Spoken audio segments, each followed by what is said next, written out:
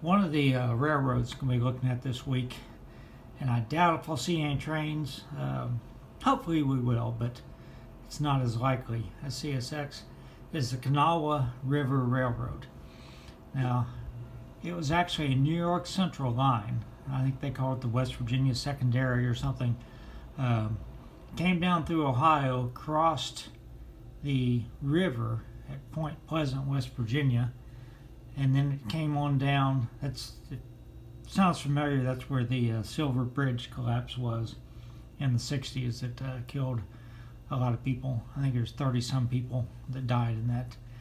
It runs down alongside the Kanawha River, runs through Nitro, and then it goes down to Charleston, and finally it has some coal branches down here. So according to this, there's 371 miles. They still basically only interchange with Norfolk Southern, as you can see on here, in Columbus, Ohio, Elmore, West Virginia, and Point Pleasant. But that's only for CSX existing customers. They lease a lot of locomotives to Norfolk Southern. They do have a few locomotives of their own and a really nice paint scheme. So hopefully I'll be able to show you at least one of those. There's usually one parked in Nitro because there's a lot of chemical companies in this Kanawha River Valley, not only served by CSX but also this company. So I'll show you what I can of it. I guess there's a restored depot down here, like in Dunbar or something, which has been moved off the tracks, but I'll try to find that. This is just an introduction so you know what I'm talking about when I talk about the Kanawha River Railroad. Okay, I'm in Dunbar, West Virginia. This is the depot that used to be here in town, and they moved it over to here. Far-sighted mayor saved it. Pretty cool depot. Not the greatest location in the world for it. This is a Kroger's. It's behind the Kroger's. But still, it's better than having it torn down.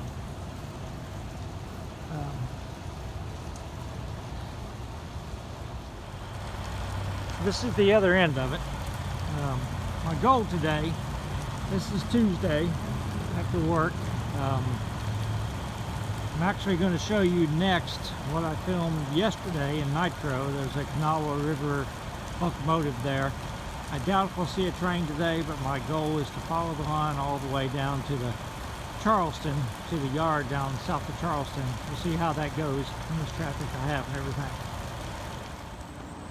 And I want to show you a quick shot of the river. This is Kanawha River, and it's a big river. It has locks on it, dams. They have barge traffic on here with coal and chemicals and things. So it's not a small river.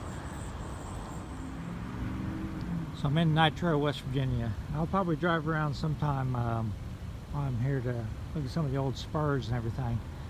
This is the Kanawha River Railroad. GP39-2. I think they've got 3 of these. They still lease a lot of locomotives from Norfolk Southern. They've got some SD60s and some SD45s that have been rebuilt. Anyhow, I'll hopefully get some more shots of this down at their yard later in the week. Alright, I've got to talk loud. I'm in another place I wanted to stop. I'm underneath the interstate, I-64, maybe I-79 through here too. I'm in 77. Looking north here on the Kanawha River Railway. That way is south. The city of Charleston is downtown. This is the old freight station for the New York Central. Of course, by the time it became Conrail, it wasn't used anymore.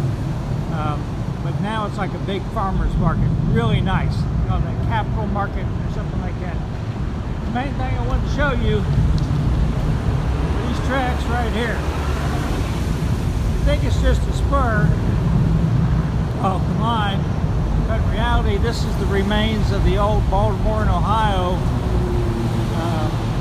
I don't know what they called it, terminated here in Charleston, ran all the way up to Grafton. There's a whole yard up here. It's right where that building is at. So it's now a landscape company. That's called the Slack Street Yard. This is where their yard was at for the B&O. There was actually a roundhouse here, a turntable, everything. I'm going to drive up the Slack Street a little bit, and supposedly this track is almost all intact the whole way up there. One reason why this is famous is you may have heard of the Buffalo Creek and Valley Railroad, because they ran steam engines into the 60s, hauling coal. This is the line that it interchanged with on the B&O. And that line up that far north is still there. And the Buffalo Creek and Gully is still there. Matter of fact, you could ride rail bikes on it at one time. They're talking about opening back up for rail service because there's still coal in that area. But all these warehouses back in here, you can see, if I zoom in a little bit, those are all served probably more by the B&O than the New York Central. I'm going to drive up Slack Street here and see. I think there's some remnants of rail up here, see if I can find it. This is looking back toward Charleston. Drove down Slack Street, I don't know, half a mile or so. And here's going the other way. So again, I have heard that this line is almost intact. Hadn't been a train on it since, I guess, maybe the 80s. But I think this area in here, there might have still been some customers that got served. So maybe a little bit later than that. Maybe this place here did, I don't know. But it's a pretty interesting line. So actually, a few minutes ago, I was over there. I just wanted to show you the tracks and the pavement. These were the tracks for the freight house, which is now really cool outdoor market for Charleston. It's a nice place to be. And there's tracks all through here for the pavement. I'm inside the market now. You can see that this is an old building and repurposed very nicely. I highly suggest you stopping here in Charleston. So this is the truck side of the freight house. This is where all the trucks would back up to take stuff away. So again, I highly suggest stopping here, getting something to eat, get some souvenirs. So again, I'm looking north. I'm maybe a mile away from the freight house, but this whole area of Charleston is sort of like what I call the warehouse district. Bunch of old brick warehouses. I can just imagine at one time tons of 40-foot boxcars being switched. There's a siding, place for siding there. On the other side of this building, there's a couple of spurs, and there's actually still a siding off there. And this one building up here may still get rail service too. But anyhow, really interesting place, this area of Charleston. Yep, there's the West Virginia Capitol right ahead of me. So I'm at the north end of Dickinson Yard, which is the, I guess, the main yard for the Kanawha River Railroad. So this is the engine surfacing ahead of me. Again, like I said, there's a lot of ex-Norfolk Southern engines that they have. I think those are SD60s. I believe, not the expert on them. You can see a train coming. It's just a little local. It has two engines and maybe a couple of tank cars, but I passed it down the road. So, second here. There is a sidewalk on this bridge I'm standing on, so I'm safe. But I am shooting through a chain link fence also. So after he gets by, I will stop and walk across the road and shoot the other part of the yard. I'm going to stop until he gets a little closer.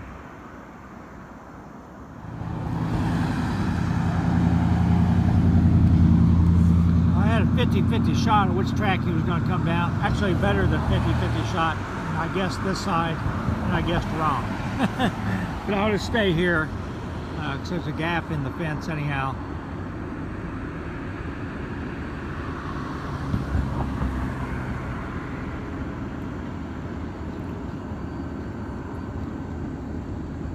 So again, he's coming southbound. There's a lot of chemical traffic on this railroad. So I'll show you a satellite view of a couple of the big customers at the end of the video. This is a couple of their, I think they're GP39-2s. I think I got 3 of them. 3901, 3902, and 3903.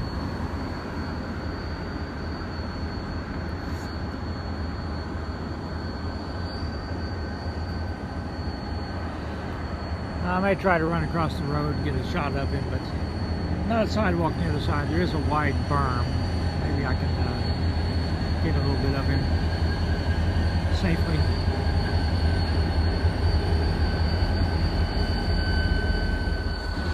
Right, shooting through the fence, looking south now.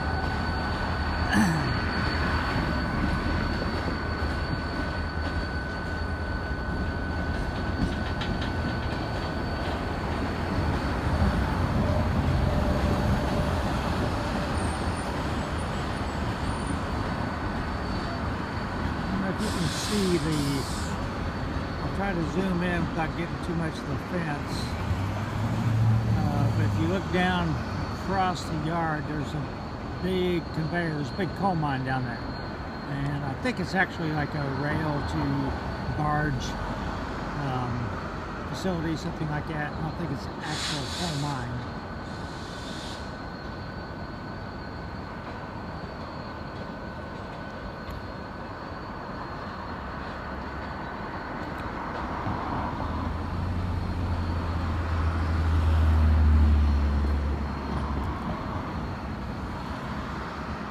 And we'll drive down the other end of the yard, see what I can see, and that's probably about it. Maybe take a picture of the coal mine. Came down the other end of the yard, and now you can see the coal mine a little bit.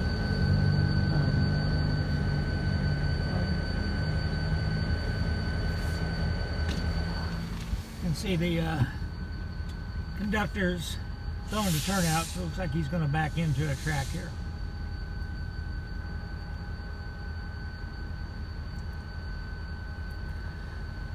That's about it. It's about 6:45, and it's starting to get dark, so I'm going to start heading back to the hotel. And I said I'll show a aerial shot of a couple of the areas on the railroad. That should fill out the video.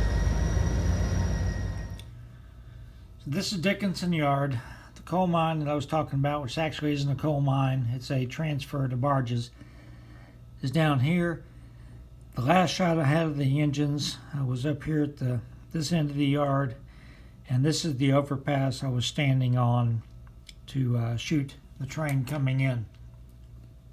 I want to pull it this way a little bit.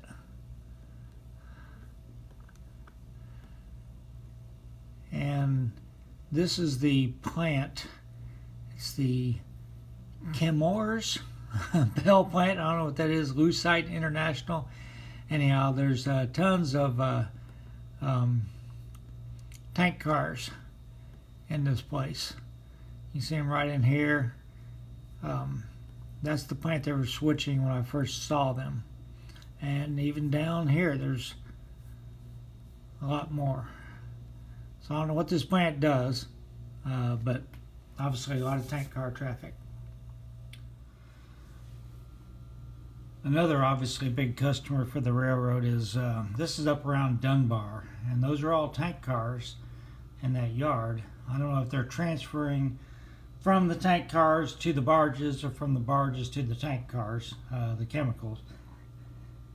But obviously a large customer. So that's it. I'll go ahead and post this video. I know there were times it's probably hard to hear me, especially when the cars are driving by on the wet roads. And I had somebody comment that it was really hard to hear me, and that maybe I should just narrate it in the room like I'm doing now. But I sort of like my I don't know, when I pan around, I don't know how long to pan around to if I'm not talking. So It's, I guess I could take a still picture and just drag the still picture out. Then I'm afraid I might miss something. So I'll try to do a better job of talking louder under those conditions. I knew underneath the interstate it was pretty loud, but I didn't realize in some of the other places you might have trouble hearing me. So I apologize for it. It's not my typical video that I do, but I'll try to be more cognizant of it anyhow.